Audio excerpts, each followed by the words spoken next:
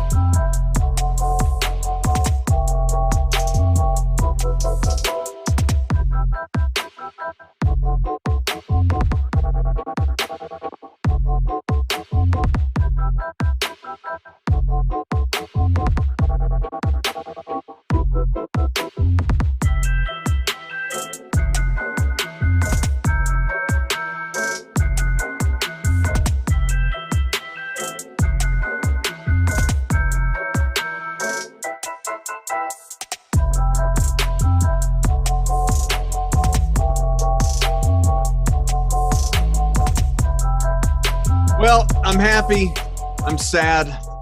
I'm all a mix of emotions. Adam Kaufman, Greg Ehrenberg, and I'll tell you why, Greg. We got Thursday night football ahead of us. One last game before the holidays actually get here in the NFL, and it feels like there are football games every day of the week after what happened last week, obviously, a night off yesterday, and now right back at it tonight. I'm sad, though, because this right here, this is the last Thursday night football game of the year, which means it is the last time you and I are together doing one of these shows of this season. Nice. Not as sad. Oh, was I smiling? That was it's hard to hide the emotions. Oh, it's terrible. It's too bad. It's too bad. That's really rough. I didn't look at the schedule, and that's really disappointing to hear about. Yeah, I honestly wouldn't have known if not for someone internally telling me, hey, we're flipping the schedule a little bit next week, and this is the last Thursday show. So we got San Francisco and Tennessee, and as is the case for, quite frankly, Greg, most games down the stretch here, and I like it, I'm excited about it, is the fact that it means something. It is once again a game that I know short turnaround for these teams, quick week, obviously, but it is a meaningful game in that you have a San Fran team sitting at 8-6 as things stand right now, 6th in the NFC, winners of 3 out of their last 4. They're streaking, but of course they are right there trying to secure a playoff spot in the mix with many, many teams. You got a whole bunch of 7-7 teams behind them. And then, of course, Tennessee on the other side, they've dropped 3 out of 4. Pardon me. San Fran has won 5 out of 6. I sold them short a little bit. Tennessee has lost 3 out of 4, third in the conference, gunning for that 2 seed, which, of course, they can hold at least temporarily with a win tonight, sharing a 9-5 slot right now with New England, but a whole bunch of 5, 8, and 6 teams behind them. So we got as much parity as I can remember in the NFL in both conferences. Hard to distinguish who the really good teams are. What do you make of this game here tonight before we start going position by position? Yeah, so it's been a really weird stretch for the Tennessee Titans, and I think a lot of people might look at this team and say like, "Hey, they're struggling because they don't have Derrick Henry." They're still running the ball really well between Foreman and Hilliard. They've been even against your New England Patriots. You remember they ran all over them. I believe Hilliard and Foreman both rushed for over 100 yards in that game, so they were crushing it on the ground. But just Ryan Tannehill has sucked as of late. Just constant costly turnovers. He's been taking over a lot of really bad sacks. So I do think this team's playing a little bit better than what people might realize. So even that game against your Patriots, they lost 36-13, but it was really more competitive than that. There were some points scored late. They had a bunch of scoring opportunities, and they just fumbled the ball a couple times. Tannehill threw an interception in the end zone. So I think this team might be a little bit better than what people realize right now, but they're certainly inconsistent. Well, we're going to get into it. Before we do, of course, want to tell you about a whole bunch of great stuff where you can avoid looking at us for just a moment and study our copy that'll go on the screen for you. We've partnered with Yahoo Fantasy throughout this NFL season to bring you some great offers. You can check out our exclusive limited time offer, gets you 1 free month of Awesemo Plus Platinum. Just click on the link below to redeem if you need immediate access. That's easy enough. You can email support@awesemo.com. We will get you all set up. You can also receive up to $100 first match deposit bonus with Yahoo as part of the 12 days of winning when you use the promo code XMAS100. That is XMAS100, one word, for up to a $100 first match deposit bonus. Use part of that bonus to enter tonight's $100,000 Thursday night football baller, 25 grand going to first place. It's a buck entry. That's it. $100,000 going to first place. So do not miss out on this one, folks. You can use our DFS tools and projections designed specifically for Yahoo to give yourself the absolute best shot at winning big. So all of that said, let's go round and round, Greg, because we only have about 20 minutes to do so, obviously. So let's dive on in. And if you're watching on YouTube, hit the like, hit the subscribe button. We do greatly appreciate it, of course. Quarterbacks, interesting distinction between these two. You might think that kind of similar guys just on the surface, and statistically in the average year they would deliver similar statistics, Jimmy Garoppolo and Ryan Tannehill, which is why it makes sense as to why their projections and pricing are so similar tonight. Garoppolo 16.5 projected points by our guy Alex Baker and the rest of the Awesemo team. He is $28. Tannehill $26 and projected for a hair less at 15.9. Thing is, and you were alluding to this before, Greg, I mean, you got Garoppolo, who has a passer rating second only to Aaron Rodgers over the last 8 weeks at this point. He has not passed for a high volume of yardage, only 300 yards. Not in the last half dozen games, as a matter of fact. Doesn't happen too often, but the touchdown to interception ratio is pretty good. Meanwhile, Tannehill on the other side, he's kind of stunk. He's topped 200 yards just twice his last 6 games. He has 8 total touchdowns, 4 on the ground, 4 in the air, and 7 interceptions. So does that make Garoppolo the more obvious choice for you, or is it Tannehill on account of reinforcements coming in? So both of these quarterbacks are certainly in play because of one game slate, and quarterbacks just generally tend to score really well for fantasy, even if it's, not necessarily always the most upside in the world. And they're priced reasonably, $26 and $28. But these aren't the same no-brainer plays at quarterbacks that they are on a lot of these other slates. Because you mentioned it before, even though Jimmy Garoppolo is one of the better passer ratings in the league since I think you said week 8 was the number, a lot of it's just because they haven't asked him to do a whole lot. It's been a lot of screen passes, short passes to guys like Deebo Samuel, and Samuel's broken some big plays. Other than that, over that time frame, I believe he's only thrown over 30 pass attempts once, and that was 2 weeks ago against the Bengals in a game that went to for Jimmy Garoppolo, a game that went to overtime. So that game, he was 27-41, 296 yards. He hasn't thrown for over 300 yards since week 9 against the Arizona Cardinals. It was a game they lost, and a lot of it came in garbage time. So I don't really think that Garoppolo is playing that well. He's managing games okay. So both these quarterbacks, as you look at them, we have Tannehill, 20% chance to be the top scorer on the slate. Jimmy Garoppolo, 18.6% chance. I think both of them are 2 of the stronger plays on the slate, but it's not like other ones where we have to just jam in the quarterbacks at all costs. Well, and just to further support that, looking at Garoppolo's game log, he has gone sub 20 points 5 out of his last 6 games. So as you acknowledged, it's not like we're seeing a lot of big games. Plus, You mentioned Deebo Samuel, and we'll get to him sort of in stages here because of the impact that he has both in the air and more recently on the ground. We'll talk about him in a moment. Before we go to the running backs, though, just Tannehill on the other side. We talked about how he's really struggled of late, but again, you have Julio Jones coming back. He's going to play despite the hamstring injury that he's dealing with that forced him out of the last game over the weekend. And more notably, AJ Brown is coming in. Hasn't played since week 11, and of course, is eligible to get out there for this one. We'll see what the volume is for him. But the fact that they have both of those guys, two guys that when they are available sharing the field this year, the team is 5-1. So what are your expectations for Tannehill from that regard? Just the fact that he's not throwing to like me and you out there. Yeah, it certainly helps to not have to throw to you and I, which is a tall task for any quarterback. But kind of what Tannehill has had to deal with recently, he does have some rushing upside, which is nice. His recent fantasy games have not been the best in the world, but still, he's quarterback $26, reasonably priced. He's getting AJ Brown and Julio Jones back. I do think if you look at the spread, at least for this game, the Titans being 3-point underdogs at home, don't totally agree with that. I think the Titans are a good underdog pick here. That aside, though, looking at Tannehill, I do think there's going to be more of a leash for him in this game than we've seen in other games without AJ Brown and Julio Jones. Against the game against the Patriots, for instance, they lost the game 36-13. He only threw the ball 21 times. And we've seen him earlier in the season throw the ball as much as 52 times. Now that he's got his receiving corps healthy, I think there is more upside in Ryan Tannehill than meets the eye, especially if people are just looking at the recent box scores. So if I can only pick one of these quarterbacks to roster today, Tannehill or Garoppolo, I'm going with Tannehill. Greg's one in the chat. I have a lot of problems with you people who don't smash that like. I'm saying hit the like button. And like I said, hit the subscribe button. We appreciate everyone here being with us. And like I said, last Thursday night football show here for Yahoo of this season. So let's make the most of it all together. And if you want to, as I see some people out there, treat it like a Festivus show and get your grievances out, by all means. If they're funny, we'll happily read them. Let's go to the running back position. As we know, still no Elijah Mitchell for San Francisco. And so sets up a good opportunity for an inexpensive Jeff Wilson Jr. Greg comes in projected for 12 points. He's just $18. On the other side, you have a couple of backs. Certainly one is more of the lead than the other, and that's Deontay Foreman, who has about 10 projected points, $19. Then you could make a case anyway, $15, about 7 projected points for Dontrell Hilliard. Of course, neither one of those guys is Derrick Henry. Neither one has to be. We've ironically seen the production go up on the ground without Henry in a very small sample size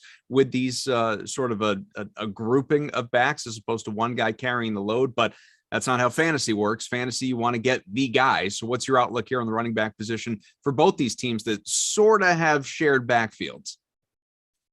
I mean, the 49ers don't really have a shared back. I mean, I guess they do. You could say it's Jeff Wilson Jr. and Deebo Samuel. Yep. Deebo Samuel is actually getting more touches out of the backfield than as a wide receiver as of late. But still, I think we have to look at Jeff Wilson as the best overall play on the slate after what happened last week. 31-13 ended up being a favorable game script for the San Francisco 49ers. Jeff Wilson, 21 carries for 110 yards, was also targeted twice in the passing game. He is the guy in the backfield for them. And sure, Deebo Samuel is going to take some touches there, but it's still largely going to be the Jeff Wilson show in the backfield. So as far as San Francisco goes, Jeff Wilson's the player I'm going to get the most overall exposure to. And actually on the slate as a whole, at $18, I think Jeff Wilson is the best play of the entire night. As for the backfield situation for the Titans, there's reason to like both Hilliard and Foreman, but I just don't like these time split situations nearly as much. We saw last week 22 carries go to Foreman and Hilliard carried the ball 9 times. Then you go back to the game against the Patriots, for instance, Hilliard had 12 carries, Foreman had 19 in that. It's still going to be somewhat of a split workload, and I do think it's going to be a hot hand thing where if Hilliard comes out and is running the ball really well, I think they'll be more apt to give him the ball. Both of them are okay value plays, but the real guy to roster running back is Jeff Wilson Jr.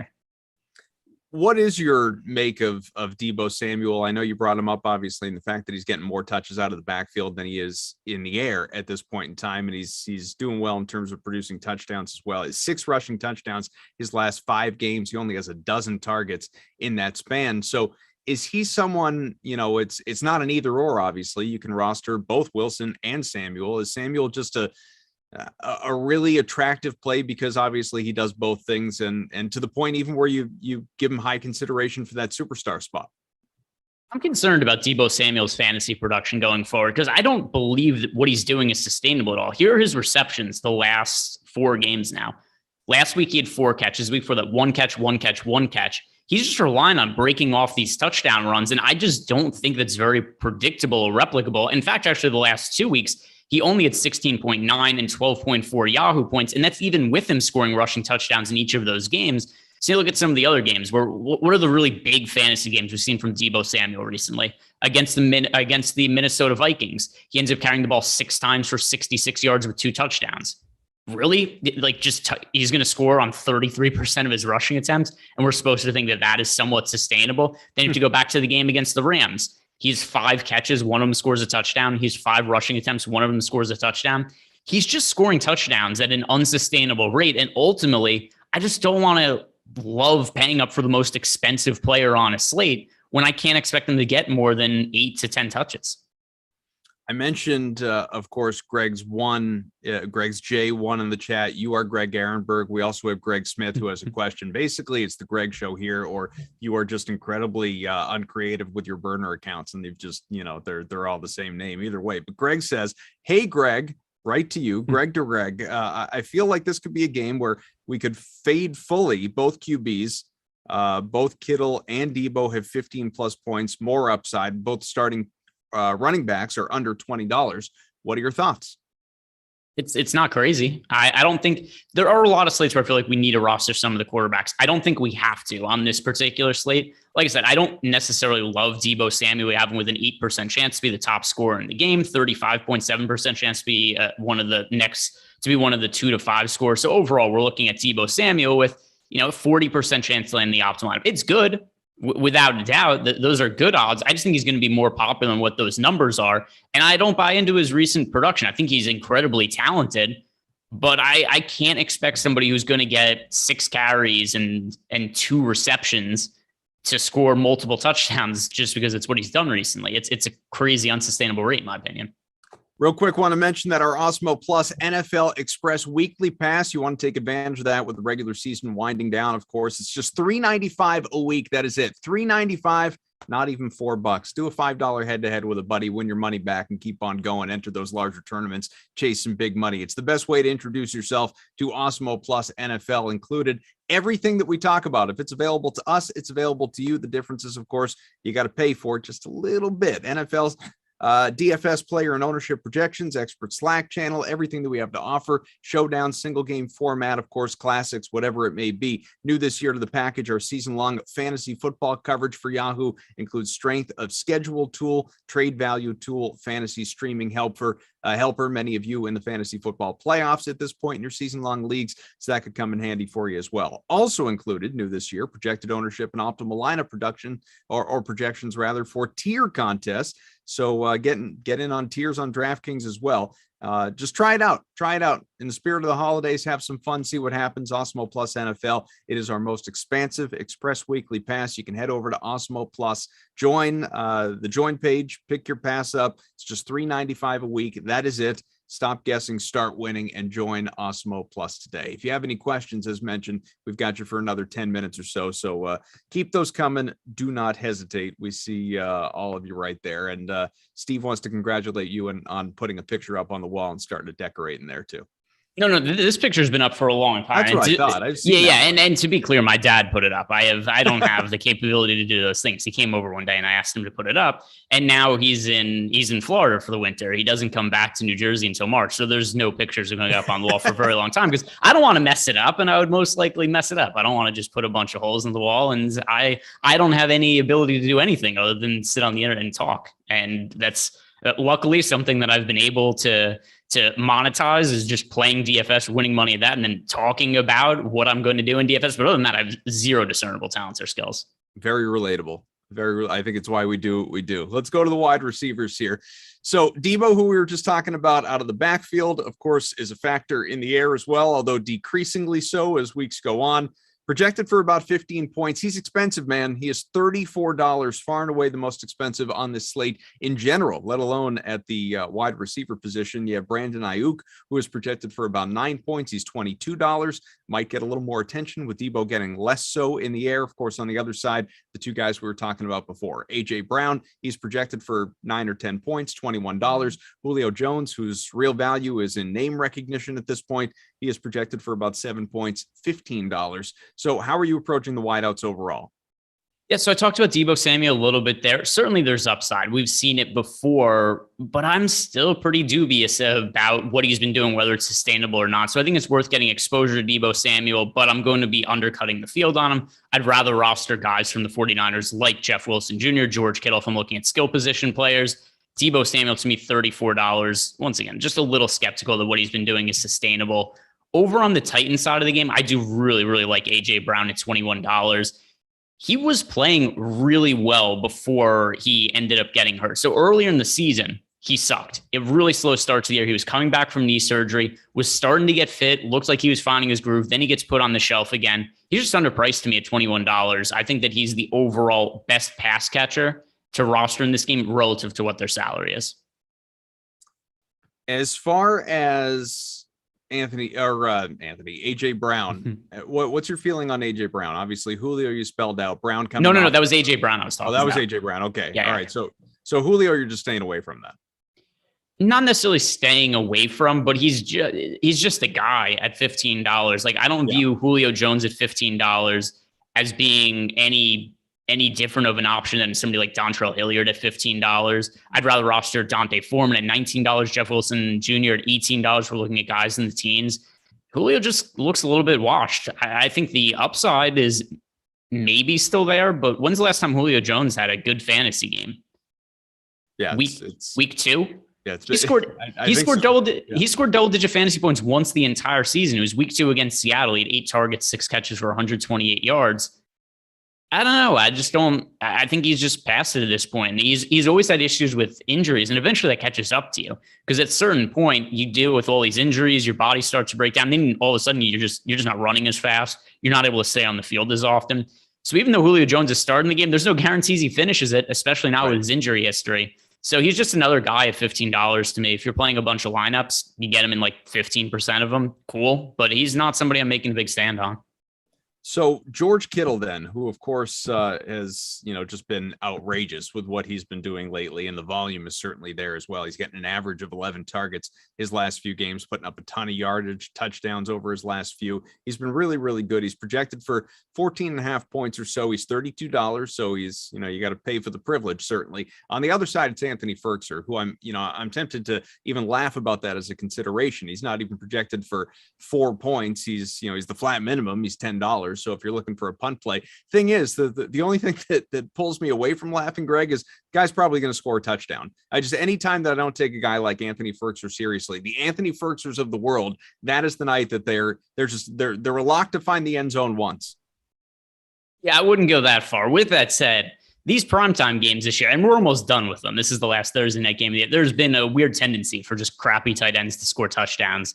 And I'd actually made a joke about it on Twitter at one point. Like, just bet this random backup tight end to score a touchdown today. It was like 30-1 or something. And then I deleted the tweet. It was like, oh my God, people are actually going to look at this and bet this. And then he scored a touchdown. I was like, this whole thing is just a bit. I've never heard of this guy before. And then he ends up like recovering a fumble in the end zone for a touchdown.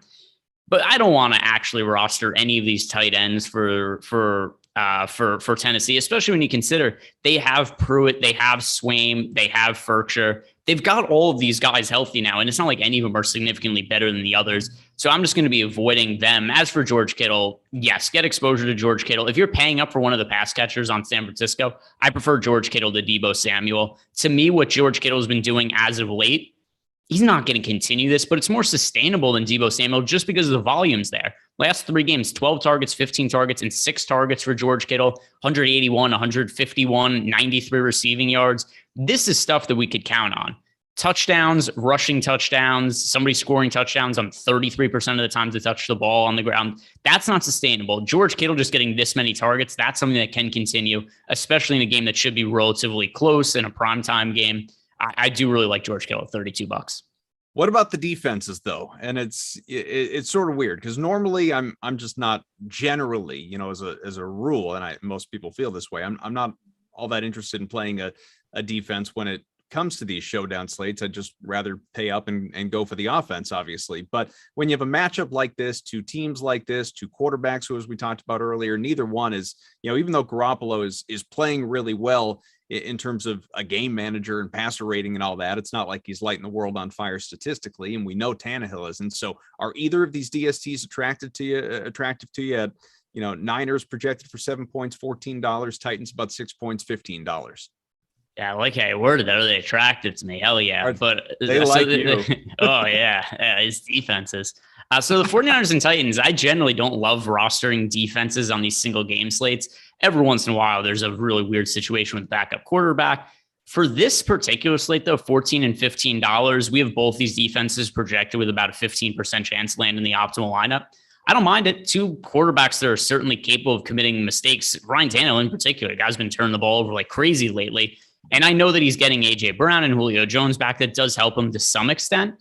But that also means he's going to be allowed to throw the ball more. And how do defenses score fantasy points when quarterbacks drop back to throw the football? If teams are just running the ball, it's hard to score fantasy points because, sure, maybe you're not giving up points, but there's no opportunities for sacks or interceptions. Fumbles are fairly rare when teams are just running the football.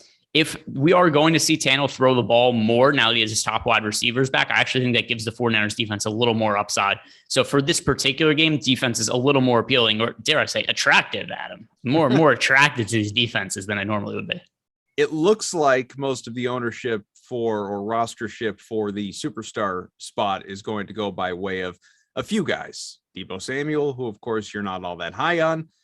Jeff Wilson, who you are a big fan of tonight, and Ryan Tannehill, more so than Jimmy Garoppolo at the quarterback position. So if you had to pick your favorite, just going off of what you talked about earlier, I'm assuming Wilson, but if you're picking your favorite at that superstar spot, who is it?